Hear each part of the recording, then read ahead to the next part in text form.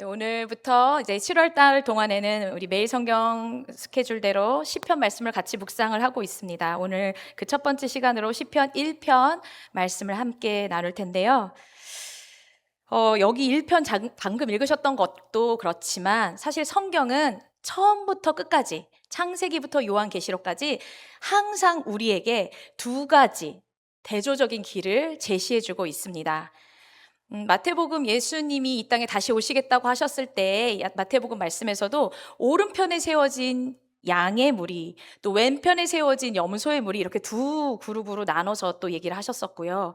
우리 너무 잘 아는 것처럼 좁은 길이 있고 넓은 길이 있다 얘기하십니다. 또 지혜로운 자가 있고 미련한 자가 있다. 그리고 순종하는 자가 있고 불순종하는 자가 있다라고 하면서 성경은 딱 두 가지, 더도 말고 덜도 말고 딱 두 가지의 길만을 제시하고 있어요. 그런데 성경이 이렇게 두 가지의 길이 있다라고 알려주는 것에서 끝나지 않고 성경은 그 이후에 그 각각의 길을 선택한 사람의 결말이 또 어떠한지도 정확하게 얘기를 해주고 계시거든요. 우리 맨 처음에 제가 예를 들었던 그 오른편에 세워진 양의 무리와 왼편에 세워진 염소의 무리에 대한 말씀을 제가 읽어드릴 테니까 한번 들어보세요. 마태복음 25장에 나오거든요. 마지막 때에 우리 주님께서 다시 오실 때 예수님 오른편에 세워져 있는 양의 무리들에게는 예수님이 이렇게 말씀을 하십니다. 내 아버지께 복을 받을 자들이여 나와 창세로부터 너희를 위하여 예비된 나라를 상속받으라 라고 말씀을 분명하게 하셨어요. 그리고 또 반대로 이 왼편에 있는 염소의 무리들에게는 저주를 받은 자들아 나를 떠나 마귀와 그 사자들을 위하여 예비된 영원한 불에 들어가라 라고 분명하게 말씀해 놓으셨어요. 또 우리 잘 아는 좁은 문, 넓은 문 말씀도 있잖아요. 우리 그건 한번 찾아서 짧으니까 같이 읽어볼까요? 여기 끼워 놓으시고 마태복음 7장 13절, 14절도 한번 가서 보시겠습니다. 마태복음 7장 13절, 14절. 마태복음 7장 13절, 14절 우리 같이 읽어보겠습니다. 시작. 좁은 문으로 들어가라. 멸망으로 인도하는 문은 크고 그 길이 넓어 그리로 들어가는 자가 많고 생명으로 인도하는 문은 좁고 길이 협착하여 찾는 자가 적음이라. 아멘. 이렇게 정말 결론까지 다 얘기해 주셨죠? 하나님은 이것처럼 왜 하나님이 이렇게 극명하게 다른 두 길을 성경 처음부터 끝까지 제시해 주시고 또 그것에 멈춰서지 않으시고 그 이후의 결말까지 얘기를 해주고 계실까요? 이유는 제발 이쪽 길 말고 멸망하는 길 말고 생명을 얻는 길, 지혜로운 길, 의로운 길, 좁은 길로 선택해서 살아가라. 제발 그러기를 바란다. 그래야 한다라고 강력하게 말씀하시고 있으신 거예요. 그래서 이렇게 대조적인 표현으로 우리에게 말씀하고 계시는 겁니다. 다시 오늘 본문 시편 말씀으로 돌아오셔서 여기 이 시편 말씀에도 두 가지의 극명하게 다른 길을 하나님께서 말씀해 주고 계십니다. 여기는 어떤 길이 나오죠? 의인의 길과 악인의 길이 있어요. 여기서 말하는 의인이라는 건 사회적으로 도덕적으로 범죄하지 않거나 막 도덕적인 기준으로 항상 옳은 사람들, 정의롭다는 사람들을 말하는 게 아닙니다. 방금 전에 제가 방금 말씀드렸던 그 나열했던 수많은 경우의 그 가지수에서 해당되는 그 좁은 길을 선택해서 살아가는 사람들과 같이 여기서 말하는 의로운 사람이라는 것은 착한 사람 아니라 하나님 말씀을 따라 살아가는 사람, 더 쉽게 말하면 하나님 믿는 사람, 그 사람에 대해서 얘기를 하고 있는 거예요. 그런 사람을 특별히 오늘 본문 시편 말씀에서는 하나 더 강조해서 표현하시는 표현이 뭐라고요? 복 있는 사람이다. 그 의로운 사람이 시편 1편에서는 복 있는 사람이다 라고 강조해서 말씀하고 계십니다. 1절에 보시면 세 가지의 명사와 그리고 세 가지의 동사가 이어져서 쭉 점층적으로 배열되면서 복 있는 사람의 삶의 태도는 이렇다라는 것을 묘사해주고 있어요. 세 가지 명사가 뭐뭐 나오죠? 1절에 악인들, 죄인들, 오만한 자들, 이렇게 세 가지의 명사가 나오죠. 그리고 이어져서 나오는 말들은 부정어가 계속 반복해서 나오는데 뭐뭐하지 아니하며 뭐뭐하지 아니하며 이런 말이 나오잖아요. 그 말과 결합되어져서 나오는 동사 세 가지가 뭐죠? 서다, 처음에 따르다, 서다, 자리를 잡다, 자리에 앉다, 이렇게 돼 있잖아요. 그렇죠? 그러니까 세 가지의 명사 또한 그렇고 이어져 나오는 세 가지 동사 또한 점차적으로 더 점진적인 나열, 더 큰 바운더리를 보여주면서 이 의인의 길, 악인의 길의 양쪽의 차이를 더 극명하게 보여주고 있는 겁니다. 그러니까 방금 말한 것처럼 하나님을 믿는 사람, 말씀대로 살아가는 사람은 의로운 사람, 복 있는 사람이라고 말하는 거고, 그렇지 않은 사람은 뭐라고요? 죄인들이고 악인들이라고 표현하고 있다는 거예요. 이 죄인들이다, 악인들이라고 표현하고 있는 사람들은 뭐냐면 그 방금 1절의 말씀을 그 사람들한테 대입해서 설명을 드리면 이거예요. 그 사람들은 하나님이 아닌 다른 가치를 하나님처럼 선택해서 하나님처럼 그것과 함께 따라서 걸어가다가 그것과 동행하게 되고 결국 그것이 있는 자리에 서서 나중엔 아예 자리를 잡고 앉아서 살게 된다. 그런 사람이 악인이다, 죄인이다 라는 얘기를 하고 있는 거예요. 그런데 반대로 의인은, 복 받은 사람들은 어떻게 사는 거냐면 그렇게 세상 사람들이 모두 다 당연해 보이고 맞다고 말하는 그 흐름으로 따라가지 않고 자신을 거기에서 분리해서 구별되게 살아가기로 결정을 내린 사람들이다라는 이야기가 오늘 이 1절 말씀 안에 들어있는 거예요. 제가 방금 말한 것처럼 구별되어져서 결단하고 이 길을 선택해서 나아가는 사람들이 복 있는 사람의 길이다라고 말씀을 드렸잖아요. 그 말의 반증, 그것의 증거가 어디에 나오냐면 이어지는 2절 첫 번째 부분에서 나와요. 거기 2절 첫 번째, 오직 여호와의 율법을 즐거워하며 돼 있죠. 이게 강조인 거예요. 그러니까 악인들은, 하나님 알지 못하는 사람들은 그렇게 하나님 아닌 것들을 따라가다가 그것과 함께 걷다가 나중에 아예 거기에 자리 펴고 앉아서 사는 사람들인 건데, 의로운 사람들, 복 있는 사람들은 오직 유일하게 그거 다 아니고 반드시 이거 하나, 딱 하나 뭐예요? 여호와의 율법을 즐거워하는 사람이다. 근데 여기서 이 즐거워하다라는 단어도 제가 찾아보니 그냥 단순하게 기뻐하다라는 감정의 의미 이상의 의미를 담고 있더라고요. 그러니까 쉽게 말해서 이거예요. 나는 하나님 말씀이 너무 좋아요. 진짜 너무 좋아요. 사랑해요. 요렇게 살아가는 사람이 의인이다라고 말하는 것 이상의 의미가 있다는 거예요. 뭐냐면 이 단어에 들어있는 뜻이 뭐냐면요. 그 목적이 되는 그 어떤 대상을 향해서 정말 간절히 사모하고 열망해서 달려가는 그 의미를 가진 단어예요. 이 즐거워하다가.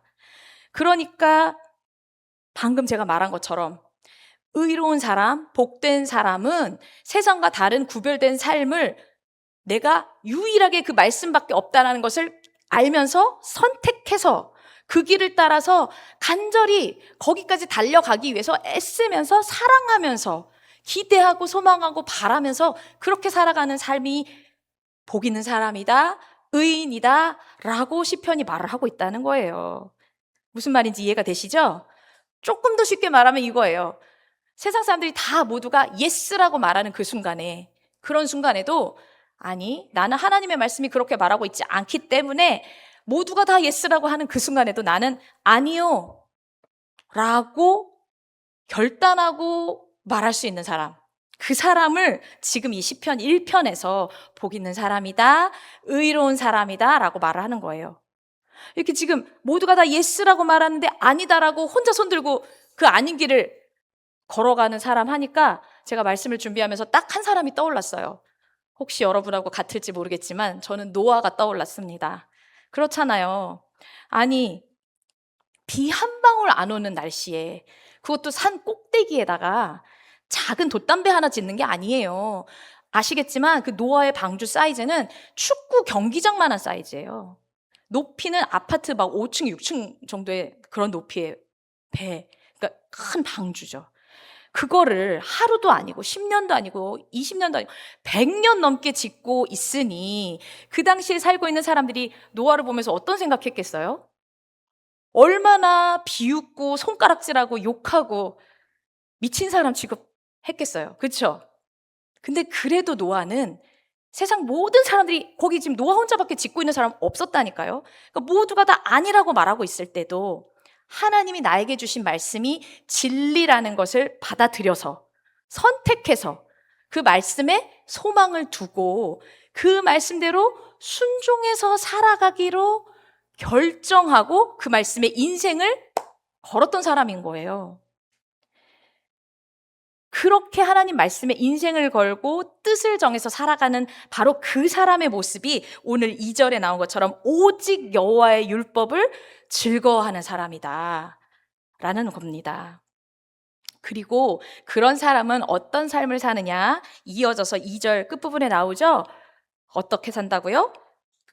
율법을 주야로 묵상한다. 그렇게 산다라고 돼 있죠. 여기 묵상한다라는 단어는 뭐냐면요. 그냥 우리가 혹시 그렇게 하시는 분 계실지 모르지만 말씀 묵상하실 때 이렇게 잠깐 눈으로 보고 하고 다 기도하고 끝내는 이거를 말하는 게 아니에요. 그게 아니라 소리를 내서 끊임없이 하나님의 말씀을 말하고 또 말하고 말하고 또 말하고 그러니까 성경을 읽는 거예요. 소리를 내서.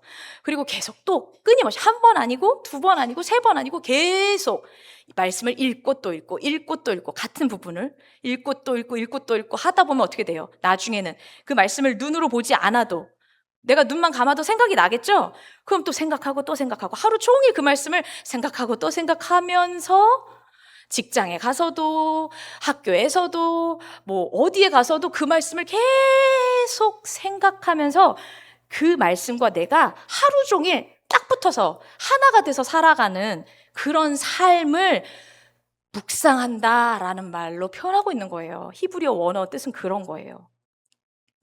그리고 또 거기 나오는 주야로 묵상한다 할 때 이 주야도 우리가 1차원적으로 사실 그냥 밤과 낮 그러니까 하루 종일 이렇게 생각하셔도 틀린 건 아니에요. 근데 그건 정말 1차원적인 생각이고 좀 더 넓게 보면 아까 우리 장로님 기도해 주셨던 것처럼 우리 인생에서 기쁜 날, 낮처럼 밝고 기쁜 날에도 아니면 밤처럼 어두워 보이는 그런 순간에 내가 정말 절망 가운데서 바라고 있던 일이 하나도 해결되지 않아서 답답해하는 그런 순간까지도 다 포함한 단어예요. 그러니까 단순히 24시간만을 말하는 게 아니에요. 365일만을 말하는 게 아니라고요. 우리의 전 인생을 통틀어서 하나님과 함께 말씀이신 하나님과 함께 동행하고 묵상하고 되뇌이고 그렇게 하나님과 함께 말씀으로 묶여 사는 삶을 말하고 있는 겁니다. 그렇게 사는 사람은 3절에 나온 것처럼 시냇가에 심은 나무와 같다라고 이어서 말씀을 하고 계시는 거예요. 다 아시죠? 여기 있는 아무리 어린 친구들도 나무가 물이 없으면 살 수 없다는 거 알잖아요. 그렇죠? 특히 뭐 우리나라는 그래도 뭐 비가 잘 오는 편이지만 그래도 요즘처럼 너무 덥고 건조한 날씨에는 물 안 주면 밖에 화분들 다 죽어요. 사실 저 밖에 교회 앞에 화분들 있잖아요. 그거 마르지 않으려고 제가 사실 엄청 애쓰며 신경 쓰면서 2, 3일에 한 번씩 계속 물을 주고 있거든요. 그것도 뜨거운 낮에 주면 안 된대요. 목사님이 그러시는데 해가 없을 때 물을 줘야 그 물이 잘 흡수돼서 이 애들이 잘 자란다고. 그리고 꽃한테 물을 줄 때는 약한 물줄기로 줘야 한다까지 다 얘기하고 가셨거든요. 그러니까 저한테 되게 중요한 일이에요, 물 주는 일이. 근데 그것처럼 저 밖에 있는 화분들이 누군가 저처럼 물을 주는 사람이 없으면 금방 말라버려 죽을 거잖아요. 그런데 오늘 말한 이 의로운 사람이다, 복 있는 사람이라고 말한 사람은 시냇가에 심은 나무 같다고 했잖아요. 그러니까 지금 저 화분들이 만약 시냇가에 심겨진 그런 식물들이었다면 어떻겠어요? 제가 신경 안 써도 알아서 항상 푸르르고 꽃도 항상 만발할 거 아니에요. 그렇죠? 그것과 같다는 거예요. 하나님 말씀에 인생을 걸고 그 말씀을 어느 때든지 붙들고 끊임없이 묵상하며 살아가는 사람은 매번 누가 물을 주나 안 주나 걱정하면서 전전긍긍하면서 그렇게 사는 인생이 아니고 아예 시냇가 옆에 딱 뿌리를 내리고 사는 나무처럼 항상 풍성한 삶을 살게 된다는 거예요. 그리고 그 이후에 나오는 말이 뭐죠? 그렇게 심겨진 나무 같은 사람은 끝에 모든 일이 다 형통하리로다 라고 하나님이 마침표를 꽝 찍어 놓으셨어요. 이 형통 단어를 딱 듣는 순간 누가 딱 떠오르지 않으세요? 아, 예, 감사해요. 저는 혹시 제가 이걸 딱 준비하면서 누가 떠오르지 않으세요? 이럴 때 혹시 옆에 있는 이분을 이렇게 이렇게 가리키실까봐 성경 인물 중에서요 라고 말하려고 했는데 역시 네. 근데요, 이 하나님이 성경에서 요셉을 2번 형통하다라는 표현으로 표현하셨거든요. 요셉의 인생 중에. 근데 어느 때 그렇게 표현하셨는지 아세요? 총리가 됐을 때? 아니에요. 아버지 집에서 채색 옷 입고 잘 살고 있을 때? 아니에요. 우리 한번 그 말씀을 찾아가서 좀 보셨으면 좋겠는데 창세기 39장입니다. 창세기 39장. 먼저 2절, 3절 읽으시고 마지막 23절 같이 읽겠습니다. 39장 2절 시작. 여호와께서 요셉과 함께 하심으로 그가 형통한 자가 되어 그의 주인 애굽 사람의 집에 있으니 그의 주인이 여호와께서 그와 함께 하심을 보며 또 여호와께서 그의 범사에 형통하게 하심을 보았더라. 그리고 맨 마지막 절 23절 시작. 간수장은 그의 손에 맡긴 것을 무엇이든지 살펴보지 아니하였으니 이는 여호와께서 요셉과 함께 하심이라. 여호와께서 그를 범사에 형통하게 하셨더라. 아멘. 보세요. 요셉이 까닭없이 형들한테 억울하게 팔려가서 애굽 사람, 애굽 장군 보디발의 집에 종으로 끌려 살아갈 때 그 순간 하나님이 형통하다라고 표현하셨고, 또 하나는 거기 그 인생도 억울한데 거기보다 더 내려갔어요. 하지도 않은 억울한 일을 했다고 누명을 써서 감옥에까지 내려가게 되는 상황에서 하나님이 형통하다라고 얘기하셨단 말이에요. 근데 우리 좀 전에 아까 읽으셔서 알겠지만 그 형통하다라는 말이 나오기 바로 전에 항상 같은 구절이 반복적으로 나왔는데 혹시 찾아보셨을까요? 형통하다라는 말이 나오기 전에 반복돼서 나오는 표현이 있었어요. 뭐죠? 하나님이 함께 하심으로. 하나님이 함께 하셨기 때문에 하나님이 요셉과 함께 하심이라라는 말 다음에 바로 그가 형통하다라는 표현이 이어져 나오죠. 그러면 뭐예요? 형통한다는 것은 내가 바라고 원하는 어떤 일이 짜잔 하면서 막 잘 되는 그거 형통이라고 말하는 거 아니라는 거예요. 비록 내가 보기에 또 다른 사람들이 볼 때도 진짜 한심하고 바보 같은 인생을 살더라도 그 순간 그 인생이 하나님과 동행하는 인생이었다면, 하나님과 함께하는 인생을 살았다면 그 순간 그 사람의 인생은 형통하는 사람이라는 거예요. 무슨 말인지 이해가 되시죠? 그러니까 이렇게 결론이 이어지죠. 방금 읽었던 우리 시편 말씀으로 다시 돌아오셔서 보시면 1절부터 3절까지 내용을 제가 한마디로 정리하면 이거예요. 아, 하나님 말씀대로 살아가는 그 의로운 사람이라는 건 복 있는 사람인 거구나. 근데 그 복 있는 사람은 하나님하고 같이 사는 사람인데 그러려면 세상의 거를 단호하게 거절, 나는 반대라고 말하고 하나님 말씀만 선택하고 묵상하면서 하루 종일 평생 그렇게 살아야 되는 거구나 까지 이해되셨잖아요. 근데 생각을 거기서 조금 더 해보시면, 근데 나도 그런 사람 되고 싶은데, 나도 그런 사람이었으면 좋겠는데, 여러분이 스스로 혼자 생각하실 때 그런 생각 안 드실까요? 근데 나는 솔직히 그런 대단한 결심 없는데, 그건 뭐 노아 같은 사람이나 하는 거지, 요셉 같은 사람이나 하는 거지. 혹은 조금 더 나아가서 그런 단호한 결정을 했었어도 우리 살면서 알잖아요. 그거 며칠 못 가는 거. 그 단호한 결심, 절대 하나님 말씀 붙들고 살아야지 했던 그 결심 며칠 못 간다는 거 내가 너무 잘 알잖아요.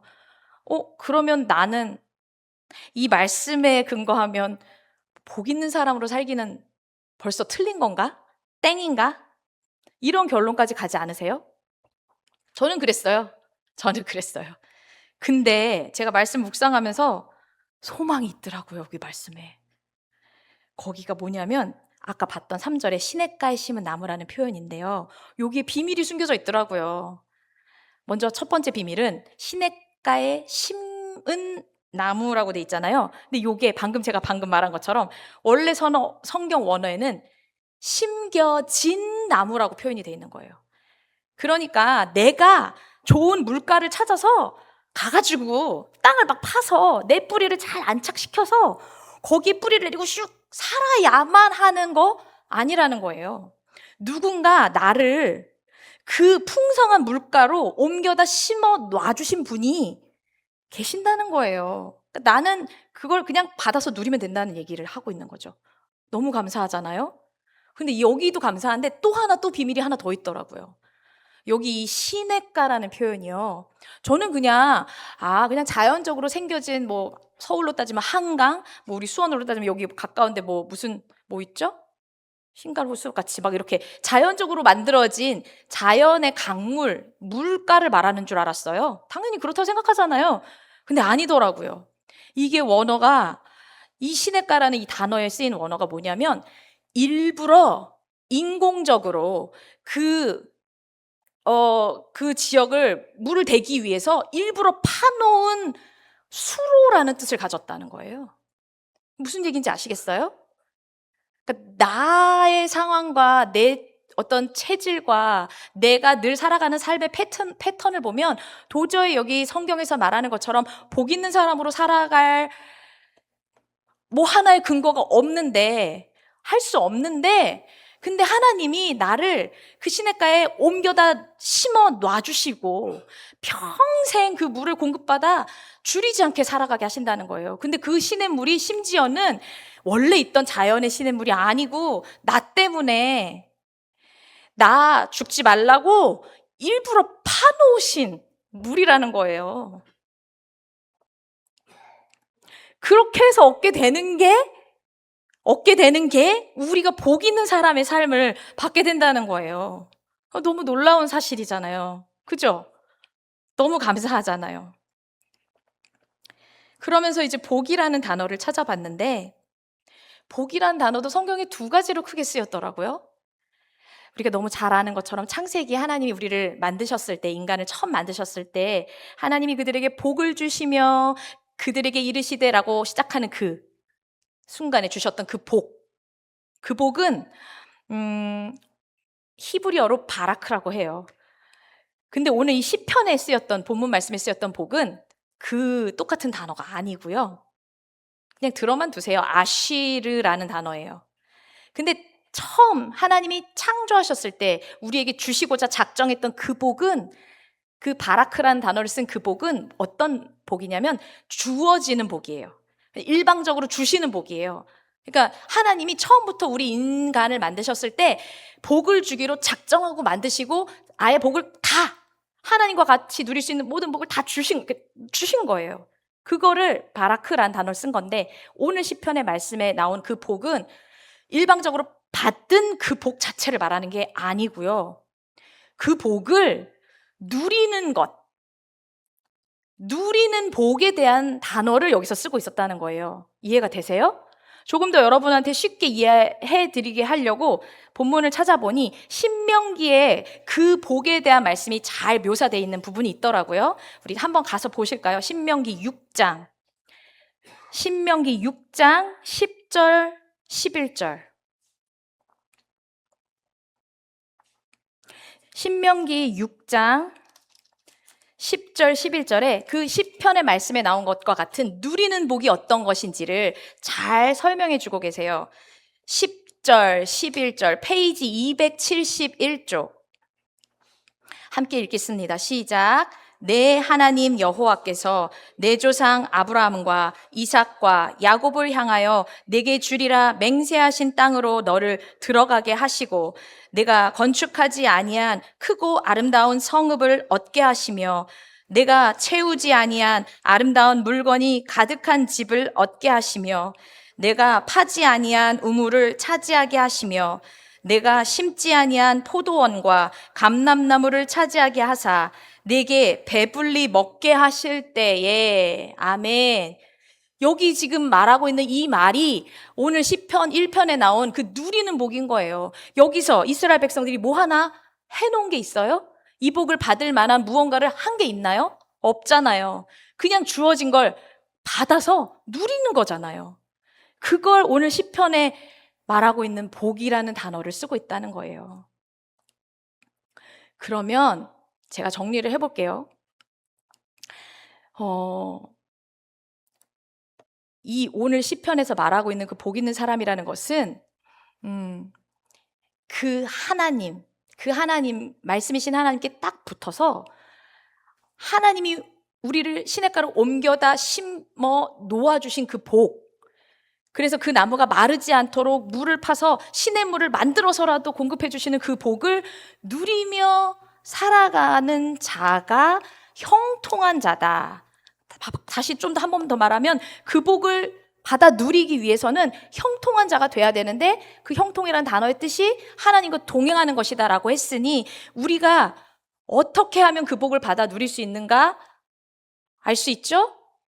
하나님, 말씀이신 하나님과 항상 함께 그 말씀이신 하나님을 항상 붙들고 항상 그 말씀을 묵상하면서 놓치지 않으면서 살기만 하면, 그러면 시냇가에 심겨진 나무가 누리는 모든 복, 철을 따라 시절을 쫓아 과실을 맺는 모든 복을 다 그냥 거저 다 누리게 하신답니다.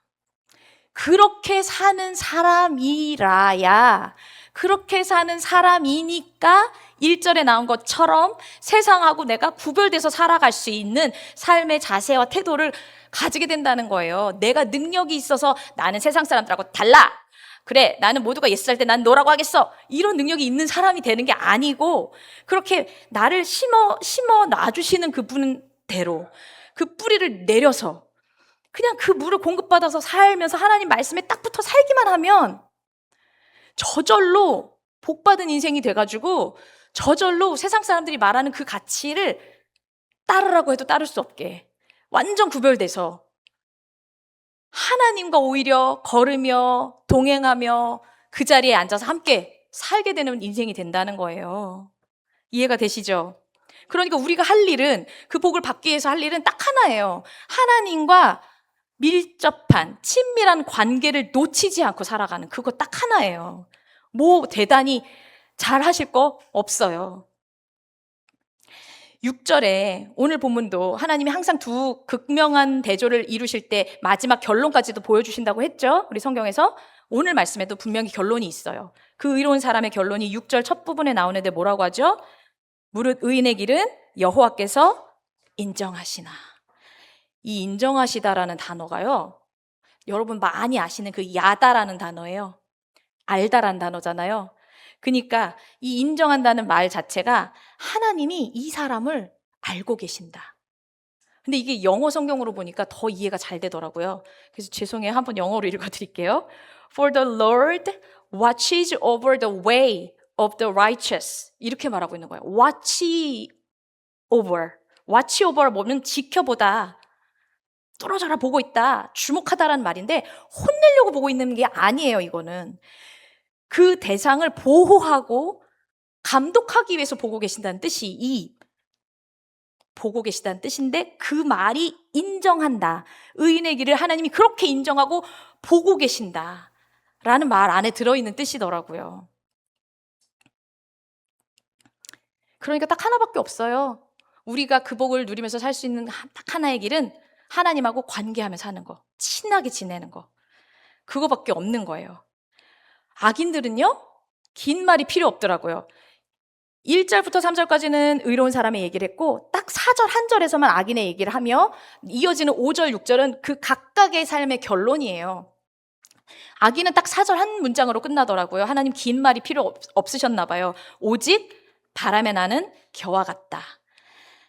바람이 좀만 불면 흩어져 버리는 먼지, 티끌, 그게 악인이다. 여러분 알죠? 나무는 한 그루만 있어도 그 나무가 열매도 맺고 꽃도 피워요. 근데 먼지, 뭐 쌀겨, 뭐 이렇게 타작하고 남은 그 뭐 어떤 그 뭐 하여튼 그 티끌 같은 것들은 이만큼 쌓여 있어서 와 되게 많다 저거 어떻게 치우지 하지만 그거 바람 한번 확 불면 금방 언제 있었냐 싶을 정도로 확 날아가서 없어져 버리잖아요.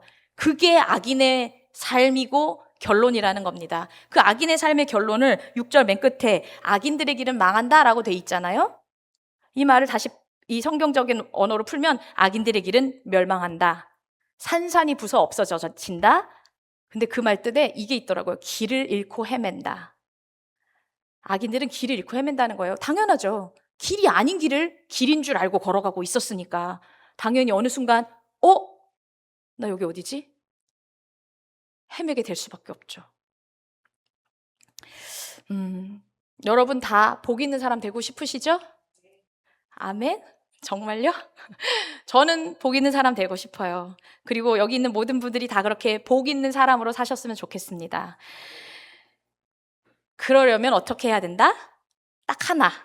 하나님과 친하게 지내면 된다. 친밀하면 된다. 근데 하나님, 보이지 않는 하나님하고 어떻게 친하게 지낼 수 있어요? 말씀이 하나님이시고 하나님이 말씀이라고 하셨잖아요. 그러니까 그 말씀을 늘 가까이 하시면서 그 말씀을 주야로 24시간 365일 평생 소리내서 읽으시고 또 생각하고 또 생각하고 묵상하고 또 묵상하고 그래서 그 말씀이 말하는 대로 따라 살아가시는 그런 하나님하고 관계가 있는 삶을 사시는 저와 여러분이 다 되셨으면 좋겠습니다. 그렇게 사는 인생이 복 있는 사람의 인생인 거예요. 그렇게 하나님한테 딱 붙어서 살아가시면서 시냇가에 심겨진 나무로 열매를 많이 맺으시면서 살아가시는 저와 여러분 다 되시기를 축복합니다. 기도하겠습니다.